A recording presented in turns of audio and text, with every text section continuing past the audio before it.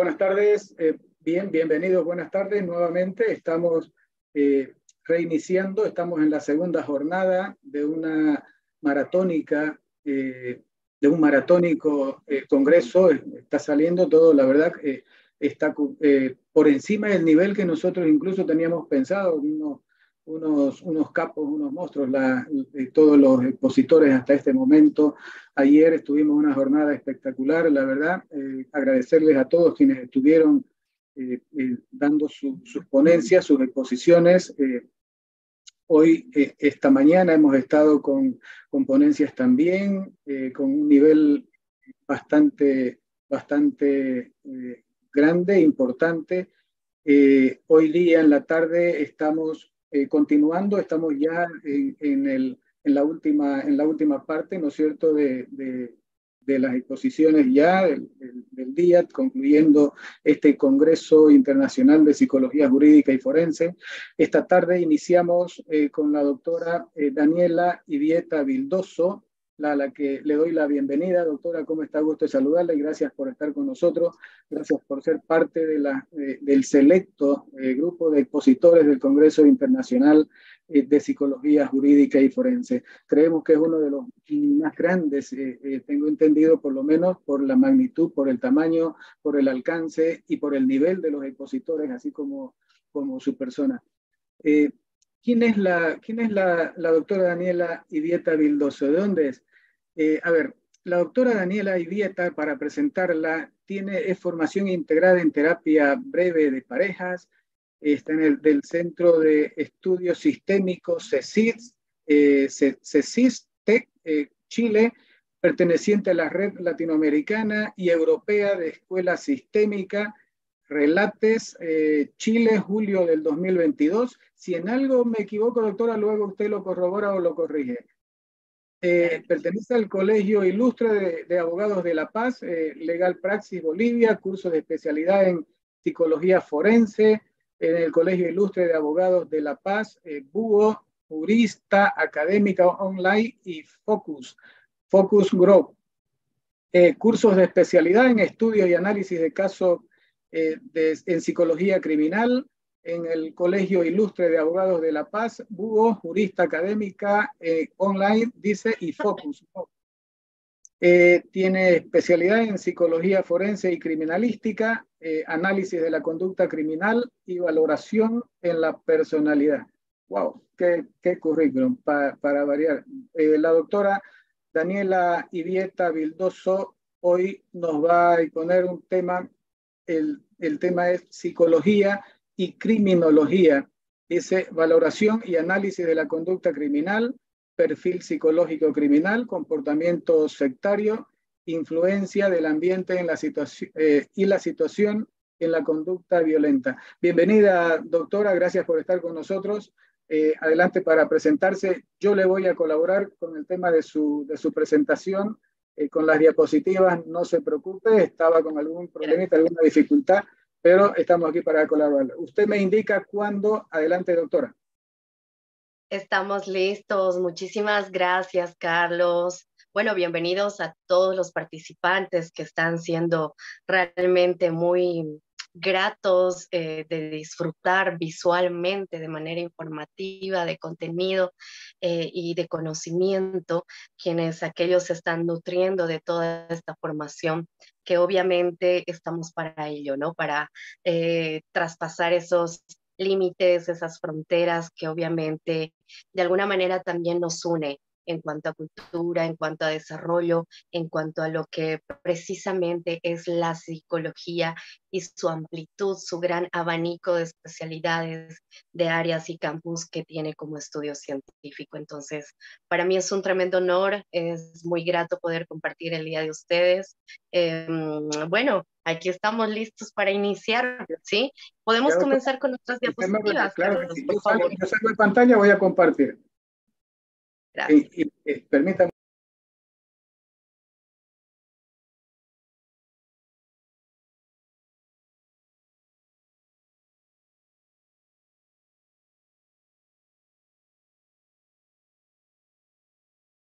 Ahí logramos visualizarlo muy bien.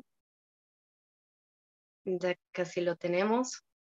Vamos a dar pie precisamente a lo que venimos hablando, ¿no? De la valoración y el análisis de la conducta criminal en base a una referencia que más adelante lo vamos a ir eh, mostrando también. Gracias por la amable y generosa presentación, estimado Carlos. Evidentemente, Daniela Ivieta Vildoso, nacida en el departamento de Potosí, radicando en la ciudad de Santa Cruz, Bolivia. Para todos ustedes una gran trayectoria, sin embargo, creo que todos estamos en construcción como seres humanos, ¿no? Entonces ahí, no sé si podemos ver la pantalla, por favor. Permítame un segundito, perdón, permítame un segundito. Lo tenemos.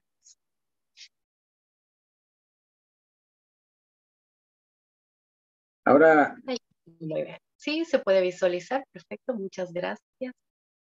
Ya podríamos iniciar, por favor, con la secuencia de diapositivas.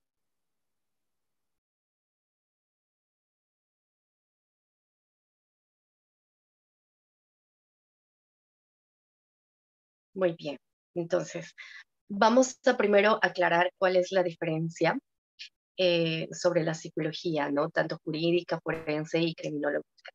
La psicología jurídica prácticamente es el estudio de los factores individuales que obviamente pueden ser de la misma manera sociales, biológicos y familiares, que llevan a una persona a convertirse en una persona que puede ser delincuente, obviamente.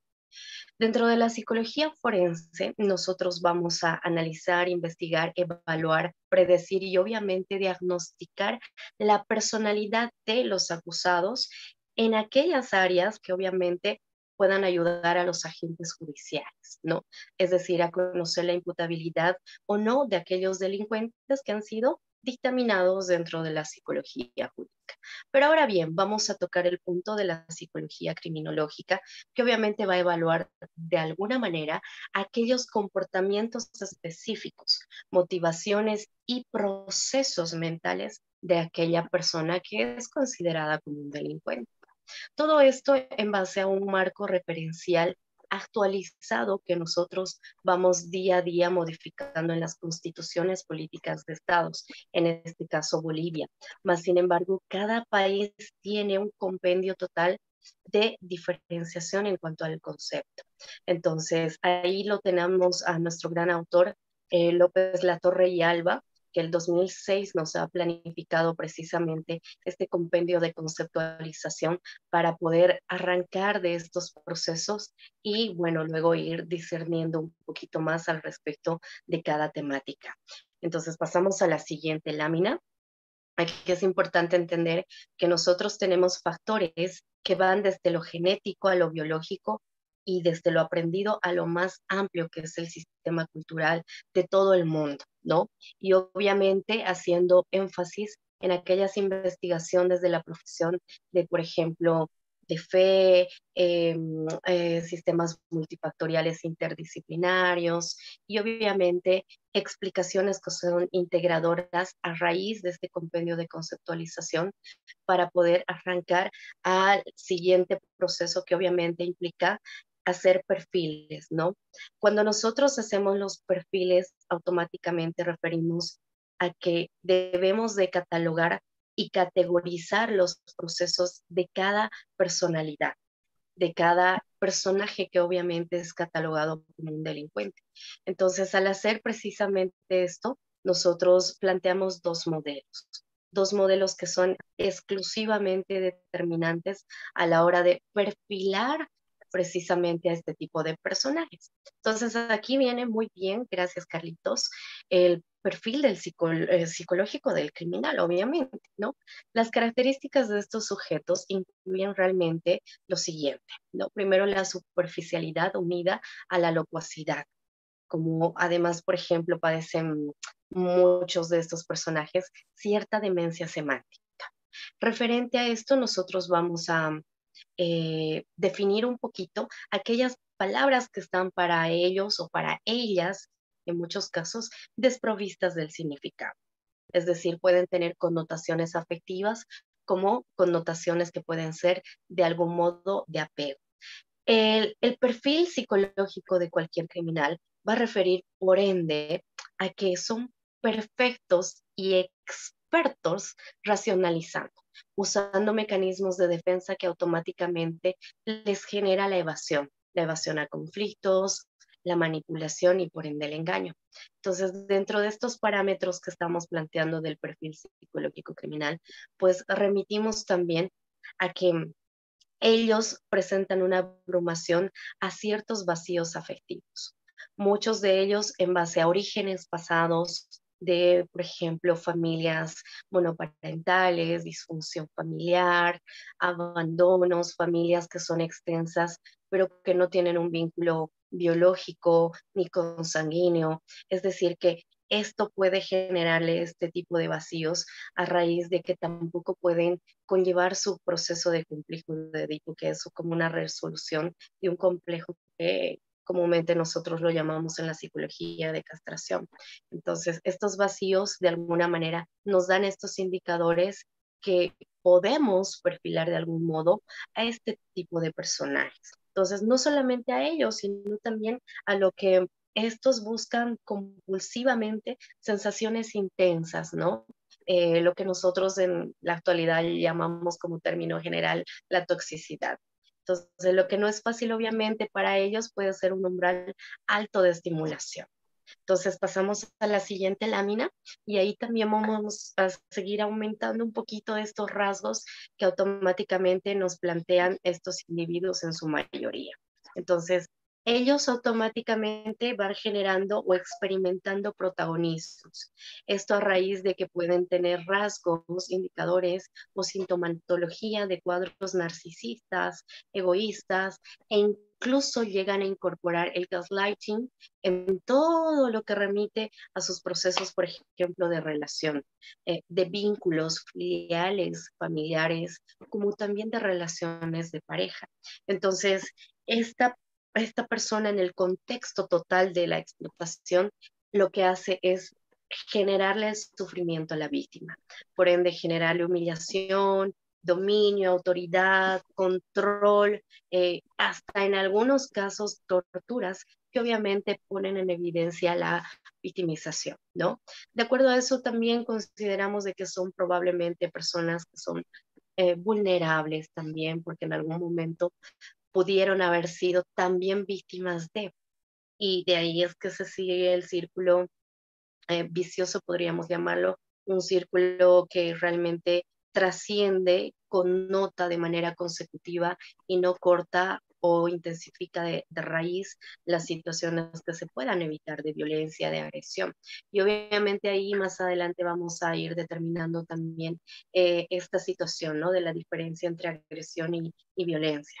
Entonces, asimismo, el perfil de estos personajes, pues nos delimitan a que puedan tener ciertas carencias de capacidades de sentir, de acuerdo a la compasión, de acuerdo a la culpa, a los remordimientos, etcétera, etcétera. Pasamos a la siguiente lámina. Evidentemente, para nosotros definir un perfil, de alguna manera incide en determinantes. Y estos determinantes, por supuesto que son multifactoriales. Dentro de ellos vemos los biológicos, vemos como que aquellas hipótesis de frustración, agresión y violencia, esto referente a este aprendizaje directo de cultura dentro de la familia, dentro del contexto cultural, dentro del proceso de herencia, incluso de temperamentos, carácter y demás situaciones que remitan a moverle como huellas psicológicas, como huellas o patrones de comportamiento que poco a poco vayan a intensificar en su manera de actuar y en algunos momentos pues no son tan evidentes, pero para nosotros nos llega a funcionar como una identificación colateral para hacer el buen perfil. En la siguiente lámina, por favor, vamos a poder encontrar cuáles son las características que el perfilador empieza a realizar a la hora de hacer diagnóstico total con este tipo de personas.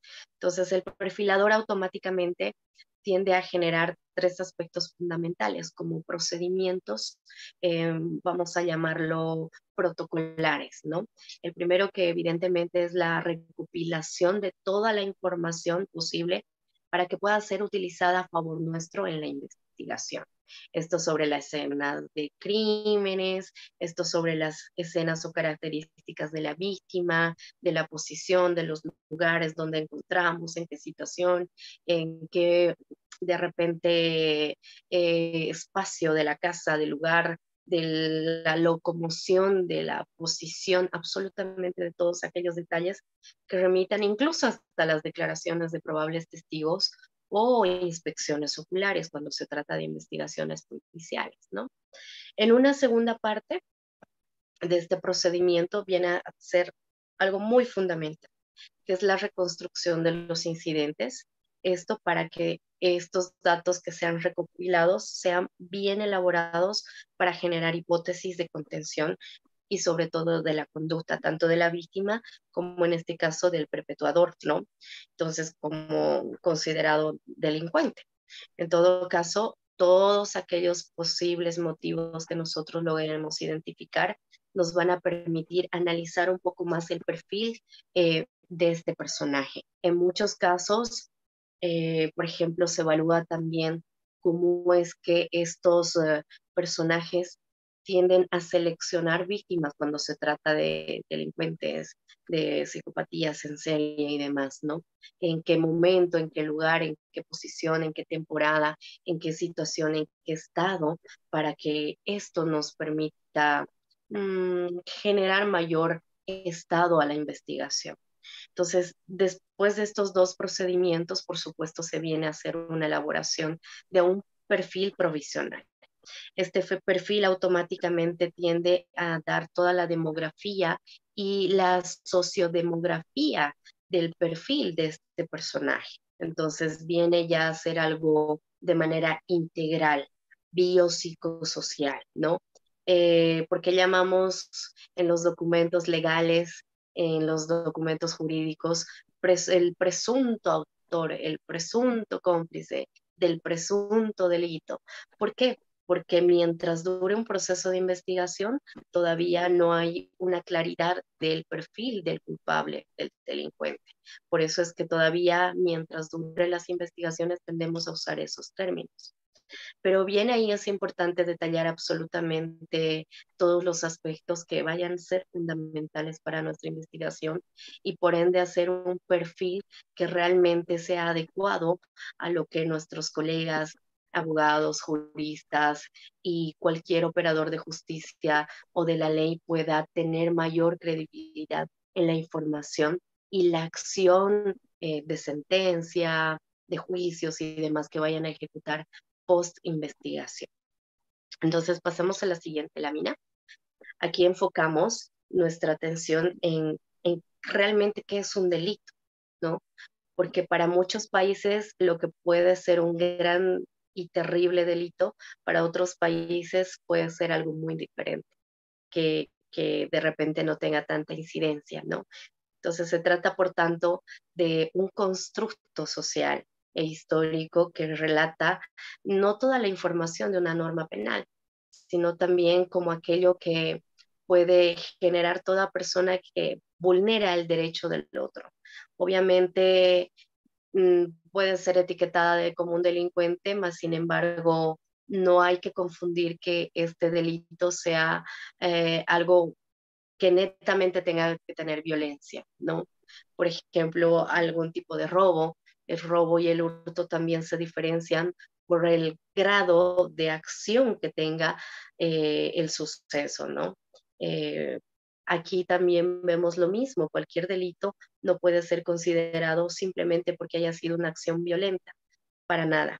En todos los países, por eso es de que en sus constituciones políticas de Estado, de nación, tienden a tener la gravedad incluso de la infracción que vaya a cometer esta persona en contra del derecho de otro o en contra del derecho de alguna infraestructura, de algún tipo de política, de algún sector, de algún grupo que vaya a vulnerar con aquellos derechos, ¿no? Entonces, no podemos vincular la agresividad y la violencia como un delito total. No, el delito tiene una amplitud de constructo social que también remite a una respuesta cultural. Entonces, pasamos a la siguiente lámina, por favor. Decíamos de que el delito precisamente depende esencialmente de cada código penal de todos los países, ¿no? Lo que mencionábamos anteriormente. En base a ello, lo que suele estar predispuesto y relacionado también van a ser a las costumbres, a la cultura y obviamente a cómo este constructo social vaya actualizándose de manera tecnológica, de manera quizás religiosa, de manera política. Entonces depende realmente mucho de cada estado para poder incluso hasta discrepar la conceptualización, la definición. Entonces, aquí queremos añadir un poquito precisamente esta diferencia para que podamos desconectarnos un poquito del constructo que regularmente le hemos ido normalizando a la vida, ¿no? Que la agresividad, por ejemplo, tiene un origen claramente biológico e instintivo, lo que se diferencia de la violencia, que la violencia obviamente es cultural, es decir, que esto puede ser precisamente aprendido. Y cuando llega a convertirse en un acto de violencia, una situación de violencia, cada vez que se sale del control de la agresión, porque la agresión incluso puede ser remitida a un origen fisiológico de cromosomas, de alteraciones neurológicas, entre otras cosas. La agresividad, de hecho, todos podemos tener un nivel en algún momento de nuestra vida. En cómo nosotros vayamos a controlar va a ser la estabilidad emocional que nosotros vayamos a implementar a diario. Pero ¿qué pasa cuando perdemos este control? Automáticamente la agresividad se convierte en algo que sea hipertrofiada totalmente, totalmente, y por ende se va generando esta violencia. Lamentablemente lo hemos ido normalizando y es por eso que nosotros vemos un acto violento y ya consideramos un delito, pero en realidad el delito, o sea, es un conjunto de muchas otras cosas, como el acoso, eh, las conductas sectoriales que ahora van tomando ciertas manifestaciones culturales, religiosas, políticas, etc. Entonces sí es muy importante enmarcar este punto para poder seguir entendiendo este tipo de tratamiento en la valoración criminal dentro de la psicología forense y criminalística. Cuando pasamos a la siguiente lámina, por favor, vamos a detenernos un poquito en el comportamiento sectario. Nosotros decimos de que, por ejemplo, un delincuente, volvemos al anterior, por favor. Decimos que un delincuente, por ejemplo, tiene que ser necesariamente un enfermo mental, una persona con un desorden mental, pero en realidad es que ese es el reto y el gran desafío que el mundo y personalmente y particularmente Bolivia tiene, porque cuando nosotros sentenciamos o condenamos las penas a aquellos infractores, a aquellos delincuentes, a aquellos criminales, a aquellas personas que han infringido la ley, la norma, el derecho y han vulnerado la humanidad de otros o a otros, pues tendemos a incorporarlos en un sistema conjunto global de pena, ¿no? Como son los centros de rehabilitación, los penales, etcétera.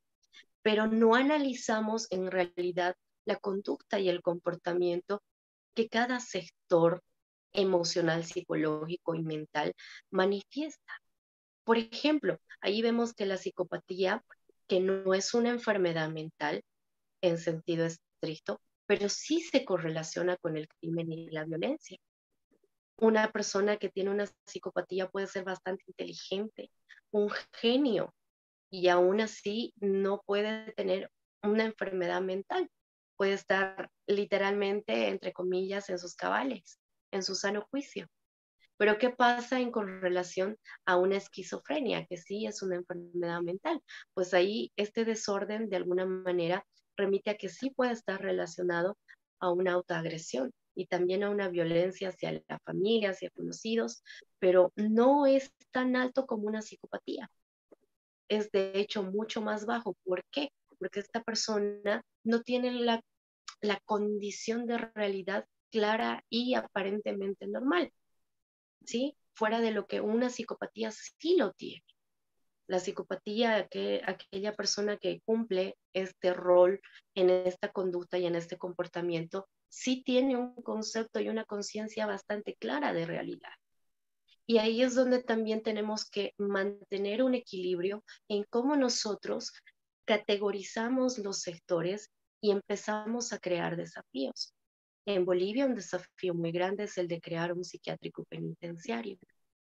Y obviamente tenemos que trabajarlo no solamente de manera investigativa o como un grupo piloto, sino tendría que instaurarse dentro de los códigos penales, dentro de estamentos nacionales, dentro de estatutos que sí nos permitan trabajar a los psicólogos, a los psiquiatras y a personal médico y jurídico dentro de este compendio integral para poder trabajar de manera adecuada e integral y separar de personas que, por ejemplo, son demandadas por una asistencia familiar que están en un centro de rehabilitación de modo preventivo, a incorporarlas con otras que sí tienen algún tipo de desorden mental, porque automáticamente el involucrarlos ambos, lo que se va a generar es una consecuencia terrible. Y no para los que estamos fuera, sino para los que estamos dentro. Y eso no actualmente, sino para un futuro, porque sí creemos en la reinserción social, pero ¿cómo si no hay un seguimiento desde que ingresan este tipo de personas a estos centros de rehabilitación? Entonces ahí es muy fundamental hacer esta pequeña reflexión de generar acciones, protocolos de alerta que de alguna manera nos permitan trabajar en pro de estas personas, porque sí tienen el derecho a la vida, sí tienen el derecho a la libertad, pero lamentablemente su camino no ha sido tan adecuado y por ende han discrepado del constructo social y han empezado a cometer acciones que van en contra de la normativa del constructo. Pasamos a la siguiente. Ahí podemos ver si dentro de lo que comúnmente se está dando y lo normalizamos, pues es el acoso psicosocial en el trabajo, que es el mobbing. Es algo muy similar al bullying, que el bullying se da en la comunidad escolar, pero aquí en el moving se da en la comunidad laboral y muchos empiezan de este sentido, de que la agresión se muta a lo laboral por estrés postraumático, por explotación laboral, etcétera, etcétera, etcétera, por generar un puesto y etcétera. Pero, ¿qué pasa cuando mencionamos que dentro del comportamiento sectario, el acoso, que es el mobbing en el área laboral, pueda difuminar de alguna manera perfiles criminales?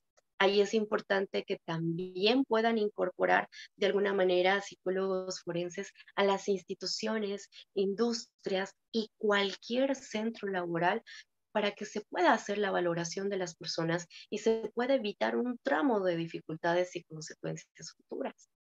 Porque, ¿qué es lo que pasa?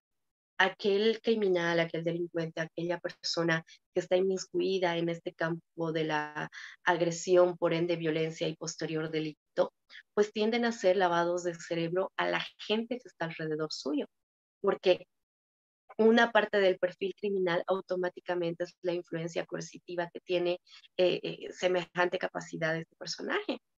Entonces, es importante mencionar estas cosas que a veces no nos visualizamos porque nos limita y automáticamente el normalizar nos hace que para nosotros ya sea costumbre tener ese tipo de conductas en cualquier espacio, incluso en la política y por supuesto que en la religión.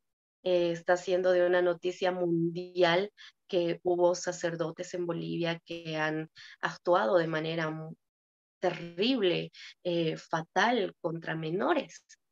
y son los casos de los pederastas y de estos sacerdotes que han hecho bastante acción de pedofilia. Entonces, hay situaciones que deben ser visualizadas, que lamentablemente no están planteadas, pero son urgentes tocarlas, ¿no? Pasamos a la siguiente.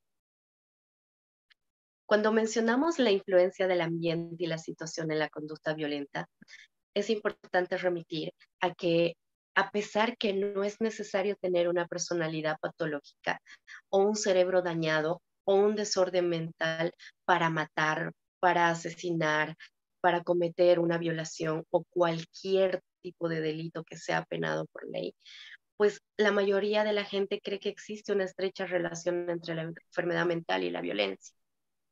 Pero lo que pasa dentro de nuestro ambiente, dentro de nuestra situación cultural del constructo, pues nos hace creer o nos hace entrar en el modelo de creer que automáticamente los síntomas, los indicadores necesariamente tienen que ser de una persona violenta. Pero en realidad no. Podemos ver psicopatías que no tienen ningún signo ni síntoma visible, pero que sin embargo pueden ser un asesino en serie. Y esos detalles nos hacen de que la influencia del ambiente es fundamental en cómo esta persona ha sido educada, en cómo ha tenido una pareja o una pospareja que ha sido violentada. Y no hablamos de solamente la violencia sometida, cometida, sino también de una violencia que ha sido sufrida. Y ahí nosotros decimos de que con más frecuencia obviamente cometen actos de agresión sin sentido ciertos hombres y mujeres que obviamente no sufren de ningún trastorno mental, porque lo hacen de manera consciente, de manera específica. De ese modo es que estos agresores pueden ser de alguna manera catalogados por los medios de comunicación, por las redes sociales, la literatura jurídica, como personalidades antisociales, como psicópatas o sociópatas. Pero si no están valorados, no podemos tampoco categorizarlos de ese modo e incluirlos en unas conductas sectarias que obviamente o bien normalizamos o bien alarmamos a toda una población. Son de alguna manera temáticas fundamentales para que nosotros vayamos dándonos cuenta de cuán importante es este campo de la psicología jurídica y forense y por ende la criminalística también. Es bastante amplio, me encantaría continuar, sin embargo, yo sé que de alguna manera ya tenemos que concluir temporalmente, pero esperamos de que estos espacios y escenarios de aprendizaje, de información y de compartir conocimiento se vayan ampliando. Pasamos a la siguiente lámina, por favor. Para mí es muy grato poder haber hecho un pincelazo de todo lo que tenemos como formación, pero esperemos de que nuestra institución que gratamente ha organizado este evento pueda seguir generando estos espacios donde contribuyan a nuestra sociedad, a nuestros estudiantes, a nuestros colegas de trabajo, no solamente a nivel nacional, local, sino también a nivel internacional, pues generar estos espacios para seguir aprendiendo. Para mí es muy grato estar aquí y bueno, pues grato y caluroso abrazo también para cada uno de ustedes. Estaríamos cerrando con esta posición nuestra participación en el Congreso. Muchísimas gracias, doctora Daniela Irieta Vildoso desde Bolivia nos acompaña. Hay algunas preguntas para hacerlas cortas, doctora. Me permito a leerle, por favor. Ahí le envía muchos saludos, por cierto, de varios lugares, de varios países vecinos nuestros. Nos están enviando saludos. Excelente exposición. Le voy a leer una pregunta, por favor. Dice, ¿cuál es el papel de la influencia del ambiente y la situación en la manifestación de conductas violentas y cómo se puede trabajar desde la psicología y la criminología para mitigar dicha influencia y fomentar entornos más seguros? Muchas gracias, excelente pregunta. Bueno, la incidencia es total, ¿sí? porque recordemos que nosotros como seres humanos tenemos un cerebro social, que automáticamente todo lo aprendemos desde que nacemos, ¿sí? Tenemos ciertos rasgos que son de manera instintiva, innata, por el tema genético, biológico, fisiológico, mas sin embargo somos un 90% aprendizaje de lo que venimos a nacer para hoy. Entonces, el ambiente automáticamente, el ambiente cultural, escolar, el ambiente laboral, el ambiente familiar, son ecosistemas secundarios que nos inhiben o bien nos limitan o bien nos perturban o bien nos enseñan. La enseñanza y la educación es diferente, ¿sí? Y estamos en un porcentaje muy alto de simple enseñanza. Entonces el ambiente se queda en enseñanza. Y cuando deja de ser una educación, ahí es donde una persona delincuente, criminal, tiende a salir de ese constructo. Entonces el ambiente incide de sobremanera. ¿Qué podemos hacer para mitigar y erradicar? Erradicar va a ser complicado. Sí se podría prevenir, pero eso se previene con protocolos de alerta. La prevención es del siglo pasado, ¿sí? Ya absolutamente todos tenemos la información, todos sabemos qué es prevención, todos hacemos prevención, pero nadie ejecuta el protocolo de alerta. Muchos de nosotros siempre solicitamos los derechos, pero yo tengo derecho, esos son mis derechos humanos, pero nadie considera las obligaciones del otro polo que debemos de cumplir como seres humanos. Y dentro de esas obligaciones está el no permitirnos ciertas cosas, no normalizar ciertas cosas que van a limitarme a lo que yo piense, sienta y quiera. Entonces, sí, protocolos de alerta nos pueden generar a ayudar a mitigar esto, ¿no? De manera preventiva se va a trabajar por la eternidad. La intervención y prevención se lo va a ejecutar de manera natural, tradicional, pero es tiempo de que entremos a generar los protocolos de alerta para no permitirnos, tanto para aquellas personas que puedan ser agresivas y posteriormente violentadas o que puedan generar violencia, para que se evite llegar a estos procesos de delitos. Muchísimas gracias, doctora Daniela. De verdad, muy enriquecedora su exposición. Están enviando saludos para usted de todos lados, como le mencionaba. El tema de tiempo siempre es una limitante, usted ya lo sabemos, así que tengo que darle ya la bienvenida también al próximo que viene luego. Muchísimas gracias, doctora Daniela. Estaremos en contacto. Muchísimas gracias por estar con nosotros.